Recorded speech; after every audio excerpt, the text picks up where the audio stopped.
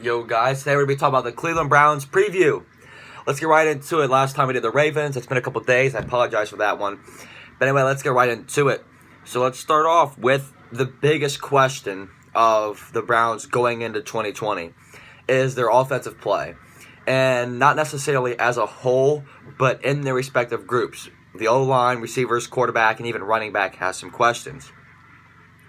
I don't think Browns fans should worry about the defense necessarily because their secondary is only going to get better. Their linebacking core is really, really young.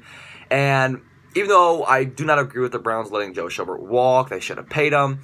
There's multiple reasons why they didn't pay Joe Schobert, and that just shows how much confidence they have in their young core, which not a lot of people talk about. And then the defensive line, who I think is a little bit overrated, but Myles Garrett is definitely a top 5 defensive end. But that could be debatable. But that defensive line is overrated on the other aspects. First, let's talk about the offense. Baker Mayfield, the biggest question out of all of them.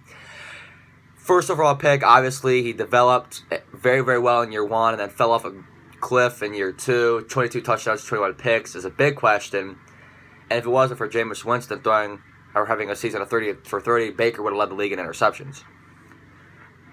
So I am not the biggest fan of Baker Mayfield. I was never a big fan of Baker when he was in college, when he came out of college, when he went to the Browns, and now he's playing for the Browns 2 years in. I'm still not the biggest fan.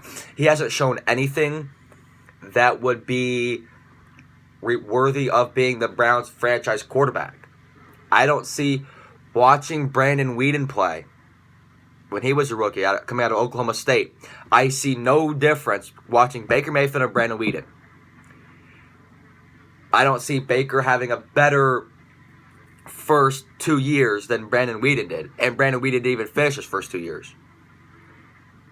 Watching Baker Mayfield and Johnny Manziel play, I honestly do not see a difference. Watching Brian Hoyer play and Baker Mayfield play, I honestly don't see a difference. So I don't understand what in Cleveland's mind thinks that Baker Mayfield can be their franchise quarterback. I honestly don't see a difference. You look at it. Baker has a decent arm, not accurate. You cannot. Baker is going to throw all over the field. He's going to miss his receivers and puts a lot of work on Odell and Jarvis. And he takes so much time to throw that it's like he doesn't feel the need to get rid of the ball. How many times does he get sacked? That's hard on the offensive line to sit there and hold a block for 5+ seconds for Baker Mayfield just to sit there and pump fake and bobble the ball and then release a duck. It's hard for an O-line to do that. Let alone the offensive line isn't good. Let alone they have to protect Baker for 5+ seconds on every drop back. And even those quick throws, Baker can't get his feet set on time, and it's a bad throw. Pro Football Focus had a thing where only 49% of Baker Mayfield's throws were on target. That is bad. And out of those 49 catches, or out of the 49% of his passes being on target, the receivers had an 80% catch percentage, which is good. So if Baker Mayfield can get the ball to the receivers, there's an 80% chance that those guys are going to catch it. But remember, only 49% of the time Baker got his ball to the target. So that's obviously the question that is going out there. And then I'm going to talk about the running backs now. People are saying, well, how is the running backs a question? Nick Chubb is not a question. He's good, and he's a stud through his first 2 years. The question is their number 2, number 3, and Chubb can't catch the ball to the backfield.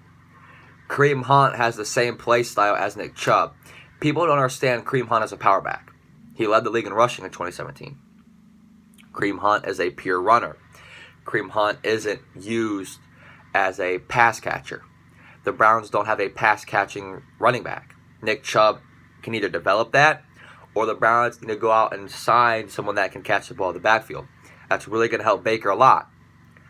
Kareem Hunt is a one-year wonder, in my opinion. He had a great college career. So that's just the question that's been thrown out there. The receivers. You have the highest paid, top 5 highest paid, top 5 highest paid, the highest paid tight end, and they still can't give you production. We don't know about Austin Hooper yet, but Odell, Jarvis Landry, two of the top 10 pace receivers. When they were traded to Cleveland, they were top 5. But since guys like Julio Jones got paid, Amari Cooper got paid, they've fallen out of the top 5. You have to have a system that works. And then obviously, like, that's like common sense. Here's the thing. Kevin Stefanski is brought in as the Browns head coach, right? Think of it this way. Kevin Stefanski did a decent job with Kirk Cousins, Dalvin Cook, Stephon Diggs, and Adam Thielen, and Kyle Rudolph and Irv Smith Jr. And a very good offensive line. So it's like, okay, they went, 10-6 in a very stacked division. They beat the Saints. Good job for Kevin Stefanski as the offensive coordinator. Very good Vikings defense. The only question on that Vikings defense was the secondary and Mike Zimmer. Now here's where it comes to play. The Browns have a very similar system, obviously because Kevin Stefanski is just coming over, bringing his own playbook. But like setup, if you really think about it. Overrated quarterback, Kirk Cousins, Baker Mayfield.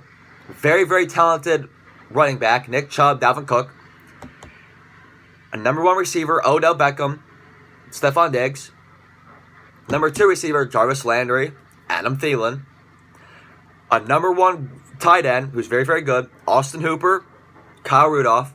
A number 2 tight end, who's very, very good, and Irv Smith. And then you have David Njoku, who I think is a bit overrated and hasn't really shown anything that he's worthy of a first-round pick. Now let's talk about those little differences. Adam Thielen is better than Jarvis Landry. No question about it. Stephon Diggs last year and the previous couple of years, Stephon Diggs has been better than Odell Beckham. No question. The Vikings' offensive line is better than Cleveland's. Kirk Cousins is overrated, but he's astronomically better than Baker Mayfield. No questions about it.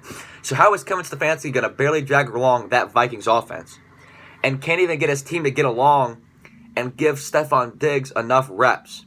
If Kevin Stefanski is failing to give Stephon Diggs the ball enough, he's going to fail at giving Odell the ball enough. He's going to fail at giving Jarvis Landry the ball enough. He's going to fail at giving Austin Hooper the ball enough. He's going to fail to give Nick Chubb the ball enough. He's going to fail to get Kareem Hunt the ball enough. He's going to fail to get David Njoku the ball enough. You see where I'm going with this? It's going to be very, very hard for Kevin Stefanski to transfer the same system with almost the exact same players, and it didn't work. That's the biggest question. And Browns fans like, oh, he'll figure it out. Yeah, Kevin Stefanski has the same setup in Cleveland as he did in Minnesota.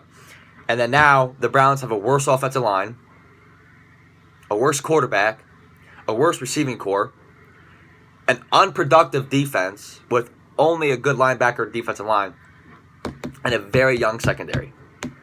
That are a lot of question marks that I do not believe that Cleveland will. I think they'll go 8-8. The Browns will probably go 8-8, and they will drag themselves along to where in 2021 they'll be ready. Baker has a lot to learn. Obviously, every young quarterback does. I don't believe that he is the guy that's going to take Cleveland to the next level. Do I think Nick Chubb is? Yes. Do I think Myles Garrett in that defense is? Yes. I do not think Baker Mayfield runs his mouth too much and brings so much attention to Cleveland, where he has more commercials than wins for Progressive. I just find it hard to believe that if you're a Browns fan, I don't know why you support obviously you want your number 1 pick to succeed, but you want to move on as fast as possible if he is not the guy. Because the Browns can sit there and wait for his contract to be up and then be like, oh yeah, Baker's not our guy. I can very well see that happening the case and then going with the franchise tag, just like they did with Kirk Cousins. So I think the Browns will go 8-8. Like I said in the Ravens video, I think the Steelers can win the division. But that'll be for that other video. So next up will be the Bengals. And then I'll finish it off with the Steelers. Thank you guys so much for watching. Browns fans, comment what you got down below. Ravens fans or anything, if you're an AFC North fan or an NFL fan, comment down a video you guys want to see next. Thank you.